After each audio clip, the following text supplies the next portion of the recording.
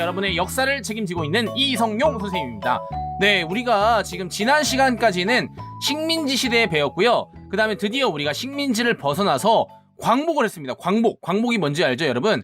식민지를 벗어나서 이제 독립국가가 된 거거든요. 그게 벌써 광복이 된 지도 벌써 우리나라가 70년도 훨씬 넘었습니다. 그런데요, 지금 현재 우리나라는 남한과 북한으로 이렇게 나눠져 있잖아요. 전 세계에서 유일한 분단 국가입니다. 슬프죠? 울어도 됩니다. 이렇게 분단 국가인데요. 왜 분단이 됐는지는 친구들이 잘 모르는 것 같아요. 아는 사람? 너 뭐야? 지진이 나서 반으로 갈라졌다고? 예, 엎드려 뻗쳐 있고요. 예, 다음 사람. 그냥 심심해서 옆에 같이 누워 있고요. 예, 이런 식으로 많은 친구들이 모릅니다. 왜 남북한으로 분단되어 있는지, 심지어 어른들도 모르는 경우가 많아요. 그것에 대해서 배워볼 테니까요. 한번 따라와 보세요.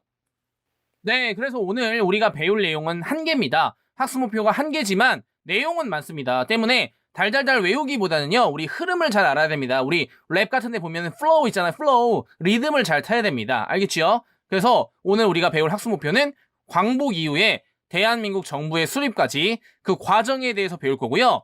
그 과정에서 이제 남북이 왜 분단되는지도 배우게 될 겁니다. 그럼 따라오십시오. 대한민국 정부의 수립 과정. 네, 시작합니다. 우선 이제 광복인데요. 광복이 언제 됐을까요, 여러분?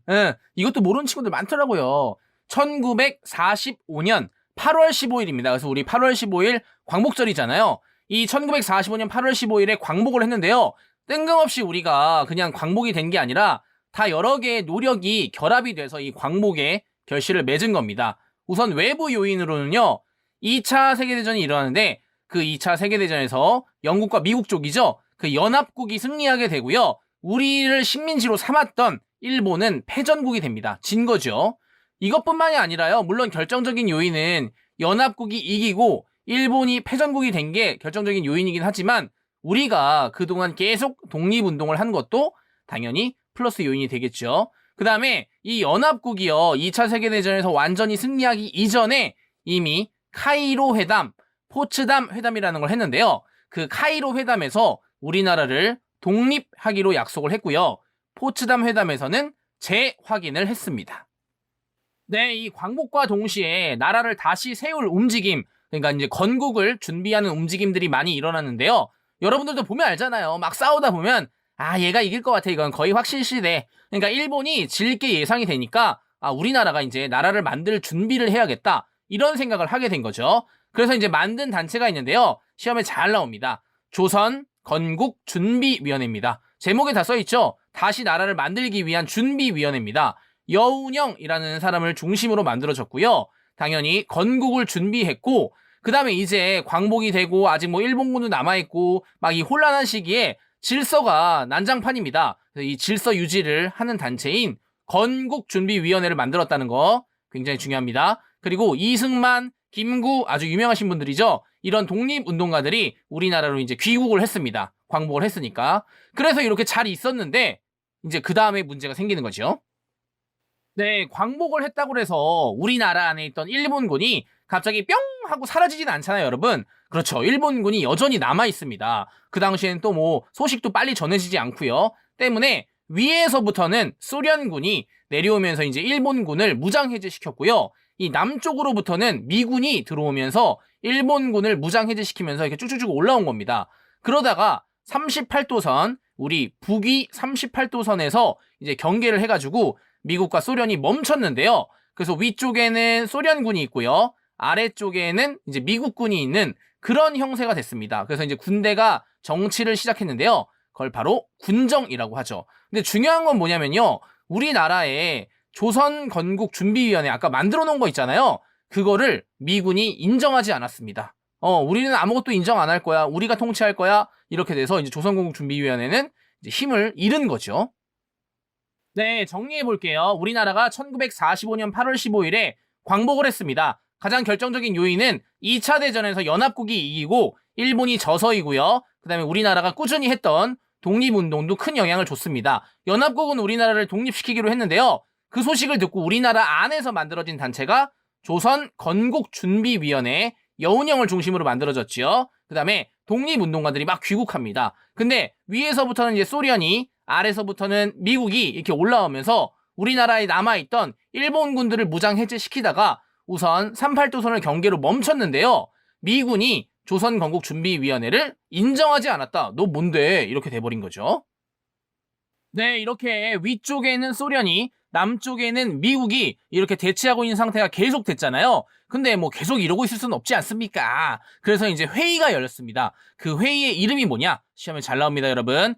모스크바 3국 외상회의입니다. 모스크바라는 곳에서요, 3개의 나라가 모여서 한반도 문제를 결정했는데요. 바로 미국, 영국, 소련 요 3나라입니다. 그래서 결정한 내용이 또 3가지가 있어요. 3국 외상회의니까 3가지. 죄송합니다. 요 3가지 잘 외워야 됩니다. 첫 번째 뭐냐면요. 바로 미소 공동위원회를 설치하자. 이 미소가 뭐 웃는 거 아니고요. 미국과 소련의 공동위원회를 설치하고요. 두 번째는 뭐냐면은 이제 막 식민지에서 벗어난 나라가 자기네 나라를 통치하기 어려울 거다. 몇몇 나라가 대신 통치해주자. 5년 동안만 대신 통치해주자. 그걸 이제 신탁 통치라고 합니다. 요걸 실시하기로 결정했고요. 세 번째는 뭐냐면은 우선은 임시적으로 민주정부를 수립해주자. 요게 3가지 내용이었습니다. 다시 미소공동위원회 설치, 최대 5년간 신탁 통치, 그 다음에 임시민주정부를 수립하자. 근데 여기서 이제 논란이 되는 부분은 바로 신탁 통치겠죠, 당연히.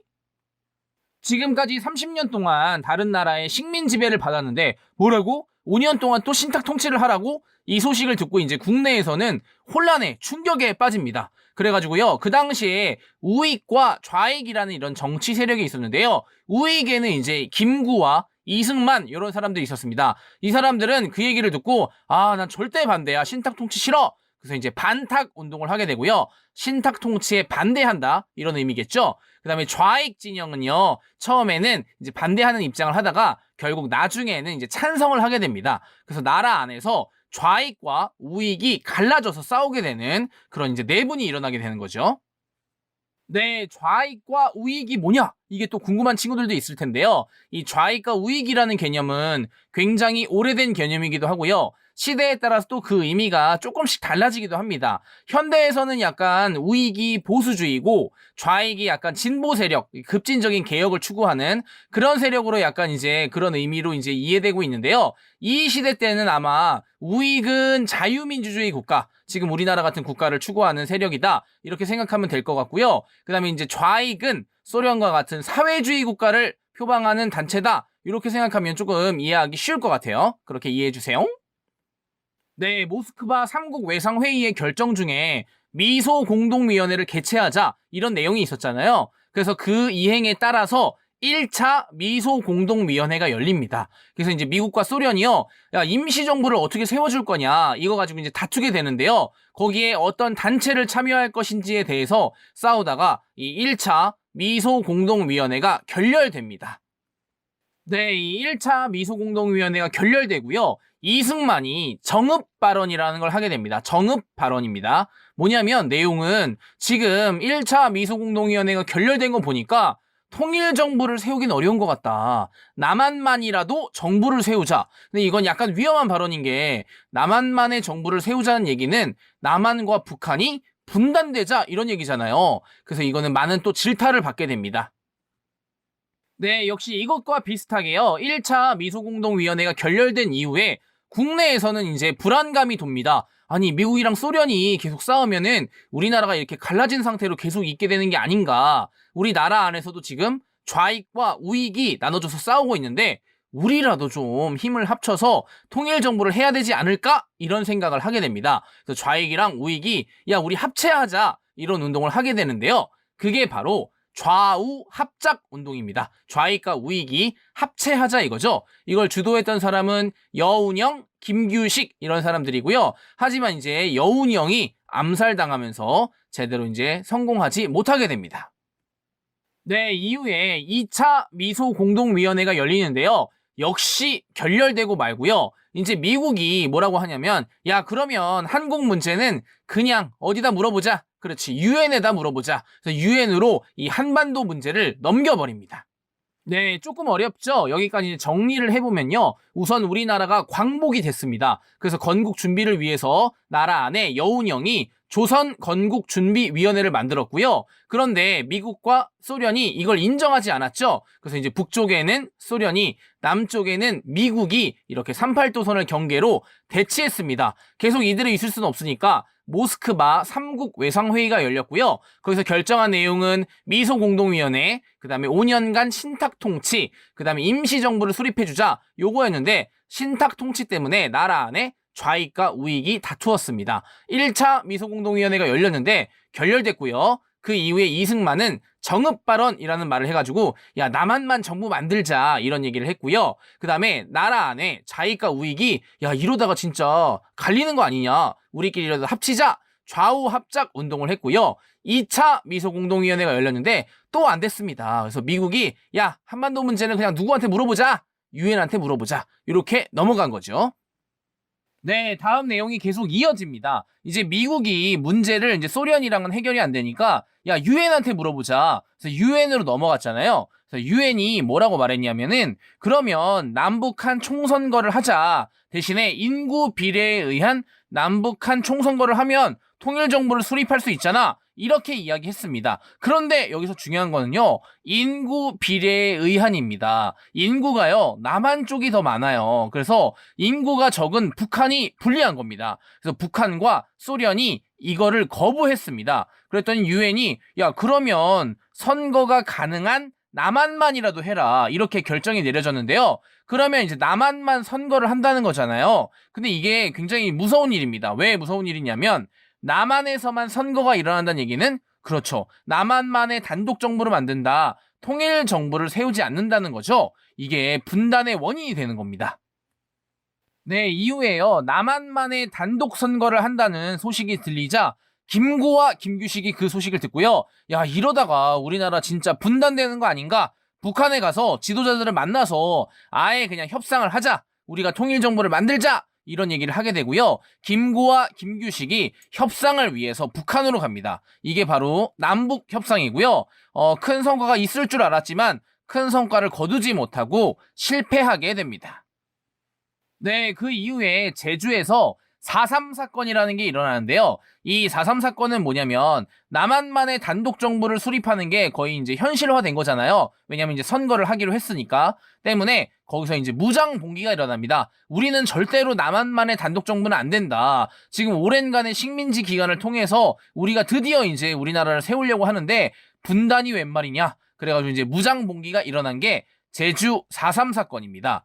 그 제주 4.3 사건을 이제 진압하기 위해서 여수에 있는 군대에다가 야 너네가 가서 진압을 해라 그랬는데 거기에 또 일부가 4.3 사건 진압을 반대했습니다. 그 사건이 또 여수 순천 19 사건입니다. 그러니까 남북협상, 제주 4.3 사건, 여수 순천 19 사건, 이 세 가지 사건은 남한만의 단독 정부에 반대해서 일어난 사건이죠. 네, 이렇게 남한만의 단독 선거를 하는 거를 반대했음에도 불구하고 결국 남한에서만 선거가 하게 됩니다. 결국 이제 5월 10일 날 총선거를 하게 되고요. 드디어 국회의원들이 선출됩니다. 이 선거는요, 우리나라 역사상 최초의 민주적이고 보통선거입니다. 보통선거가 여러분 뭔지 알죠? 나이만 되면 누구나 할 수 있는 그런 선거를 통해서 국회의원이 선출이 됐고요. 그 다음에 7월 17일 헌법도 만들게 됩니다. 그래서 우리가 7월 17일 제헌절이잖아요, 여러분. 그것도 몰랐어요? 그렇진 않겠죠? 그리고 임기 4년에 대통령이 국회에서 선출됐습니다. 초대 대통령이 이승만이죠. 국회에서 선출됐다는 게 뭐냐면 지금은 우리가 대통령을 직접 뽑잖아요. 근데 그때는 국회에서 간선제라고 하는데요. 간접 선거를 통해서 대통령이 선출이 됐습니다. 네, 그런데 이 선거에 사회주의자들과 김구 같은 사람들은 참여를 했을까요? 안 했을까요?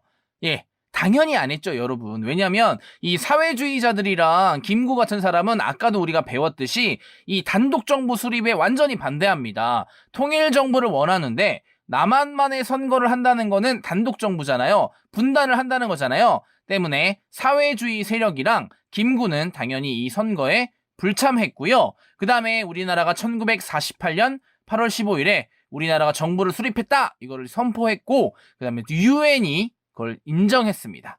유일한 합법정부다 너네가, 이걸 인정한 거죠. 왜냐면 유엔이 시키는 대로 했잖아요. 네, 이렇게 정부가 수립되고 나서요. 국민들이 가장 원하던 게 두 가지가 있습니다. 하나는 식민지 기간 동안에 자기들을 엄청나게 괴롭혔던, 그렇죠, 이 친일파를 좀 처단해 주기를 바라는 게 하나였고요. 그 다음에 자신들의 생활이 어느 정도 유지되기 위해서 좀 농토, 농지 이걸 좀 주기를 바랬습니다. 그래서 요거를 해결해 주기 위해서 정부가 두 가지 정책을 했는데요. 하나는 바로 친일파 청산 정책이고요. 하나는 바로 농지 개혁입니다. 그러면 친일파 청산부터 한번 보겠습니다. 네, 이 친일파를 처단하기 위해서 우선 반민족 행위 처벌법이라는 법을 만들었고요. 민족에 반대하는 행위를 하는 애들을 처벌하기 위한 법이겠죠. 그 다음에 반민족 행위 특별조사위원회를 만들었습니다. 반민족 행위를 했는지 조사를 하고 이제 처벌을 해야 되잖아요. 그래서 이걸 줄여서 반민특위라고 하는데요. 이승만 정부 자체가 좀 여기에 소극적인 태도를 취했고요.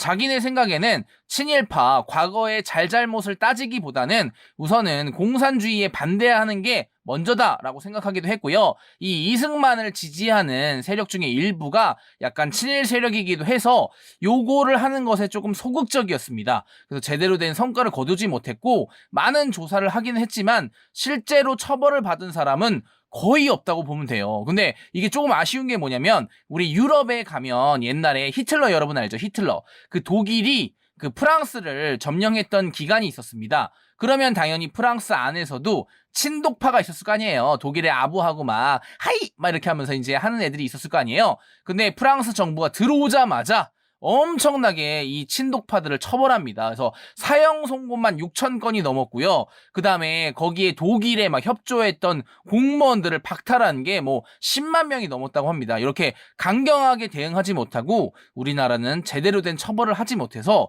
친일파의 후손들이 지금도 떵떵거리며 잘 살고 있다고 합니다. 열받지요? 네, 화를 가라앉히시고요. 두 번째는 바로 농지 개혁입니다. 농민들에게 토지를 좀 나누어 줘야겠다고 생각을 했는데요. 그래서 어떻게 했냐면은 자기네가 기준을 만들고요. 기준 이상의 토지를 가지고 있는 지주들 있잖아요. 그러니까 많은 땅을 가지고 있는 지주들의 땅을 정부가 사서요. 그 산 땅을 다시 농민들한테 팔았습니다. 이게 분배를 위해서. 조금 아쉬운 거는 이제 돈을 주고 산 다음에 농민들한테 돈을 주고 팔았다는 얘기죠. 그래서 유상 매입, 유상 판매라고 하는데요. 요걸 바로 농지 개혁이라고 합니다. 많은 땅을 가진 지주들의 땅을 사서 다시 농민들에게 파는 농지 개혁을 했다. 중요합니다. 네, 그럼 남한에 이렇게 단독 정부가 생겼는데 북한은 어떻게 된 거냐? 네, 별로 알고 싶진 않지만요. 북한에 대해서 이제 잠깐 언급하자면 46년에 북조선 임시인민위원회, 뭐 이름도 어렵습니다. 요런 걸 해가지고 우리나라랑 같이 토지 개혁을 했습니다. 우리나라랑 같이 한 건 아니고요. 우리나라처럼 토지 개혁을 했는데요. 우리랑 조금 다른 점은 뭐냐면은 무상몰수, 무상분배입니다. 이게 뭐냐면 많은 땅을 빼앗아서 그냥 농민들에게 무상으로 공짜로 나눠준 거죠. 그래서 우리나라보다 약간 좋아 보이긴 합니다만 어쨌든 이건 사회주의를 위해서 이렇게 무상몰수, 무상분배를 한 거고요. 그 다음에 이제 조선 민주주의 인민공화국을 선포하고 김일성이 이제 수상에 오르는 거죠. 그래서 지금도 우리가 북한 사람들한테 북한 이렇게 말하면 기분 나빠합니다. 정확하게 말해주세요. 조선민주주의 인민공화국이라고 말해주세요. 이렇게 말합니다. 선생님이 초등학교 때인가? 아마 이 김일성이 이제 죽었는데요. 그때 막 갑자기 뉴스 속보로 나와가지고 수업도 안 하고 막 그거 봤습니다. 선생님 그거 보면서 야 드디어 김일성이 죽었으니까 통일이구나 이래가지고 막 통일 준비하고 막 태극기 준비하고 했는데 갑자기 네 김정일이 나타났죠. 김정일 지금 이제 김정은의 아빠인데요. 똑같이 생겼어요. 깜짝 놀랐어요. 네, 여기까지가 오늘 우리가 공부한 내용이고요. 내용이 겁나게 많지만 이거를 한 번에 좀 외우려고 막 달달달 하지 마시고요. 우선 이해를 하십시오. 무슨 내용인지 이해를 한 다음에 여기서 이제 많이 출제되는 거는 이 사건을 순서대로 배열하는 문제거든요. 그러니까 그거 많이 연습하시고요. 지금 선생님이 모든 내용을 다 말할 순 없고요. 선생님이 사건 배열을 한번 해보겠습니다. 여러분 집중하세요. 네, 우선 우리나라가 광복을 하고요. 북쪽에는 소련, 남쪽에는 미국이 38도선을 경계해서 대치하게 됩니다. 그 이후에 모스크바 3국 외상회의 열리고요. 그 다음에 1차 미소공동위원회 열립니다. 근데 깨지죠? 그래가지고 나라 안에서 야 좌익과 우익이 싸우다가 야 이러다 진짜 분단되는 거 아니냐. 우리라도 합체하자. 그래서 좌우합작위원회를 하고요. 또 깨집니다. 그 다음에 2차 미소공동위원회 열리는데 또 깨져가지고 미국이 화가 났어요. 그래서 야, 한반도 문제를 어디다 넘기자? 유엔으로 넘기게 됩니다. 네, 그래서 유엔이 그러면 인구 비례로 남북한 총선거를 하자 했더니 소련과 북한이 거부를 했죠. 그럼 남한만 선거해라 이렇게 결정이 됐습니다. 이 소식을 들은 김구와 김규식이 이게 무슨 소리냐, 통일정부를 만들어야 된다. 그래서 북한에 갔던 게 남북 협상이고요. 그 다음에 제주도에서 4.3 봉기가 일어났죠. 4.3 사건, 제주도 4.3 사건이 일어나고 여수순천 19 사건이 일어났습니다. 다 남한의 단독 선거에 반대하는 거죠. 하지만 그럼에도 불구하고 우리나라에서 50 총선거 했고요. 국회의원 선출되고 이승만이 대통령에 선출됐습니다. 그 다음에 대한민국 정부가 수립된 거죠. 정부가 수립되고 나서 한 거 두 개 뭡니까? 친일파 청산이랑 농지 개혁, 여기까지 공부했습니다. 네, 여러분 오늘 공부하느라 너무너무 수고했습니다. 오늘 좀 양이 많았는데 그래도 끝까지 집중하지 않고 끝까지 안 듣네요. 네, 혼내줘야겠어요. 네, 집중 좀 하세요. 네, 오늘 잘 했고요. 그 다음에 요거 기본적으로 알아야죠. 우리나라가 남한과 북한으로 왜 갈라졌는지 정도는 알아야 나중에 또 통일도 할 거 아닙니까? 안 할 거라고? 나 혼자 하라고? 아, 같이 합시다. 그리고 이제 남한, 북한 얘기 나오면 거기 가서 썰도 좀 풀어주세요. 아, 왜 분단됐는지 아세요? 이렇게 하면서 이제 30분 동안 계속 설명해주고요. 네, 이렇게 지식 자랑을 하는 겁니다. 다음 시간까지 공부 열심히 잘하고요. 또 만나요. 안녕!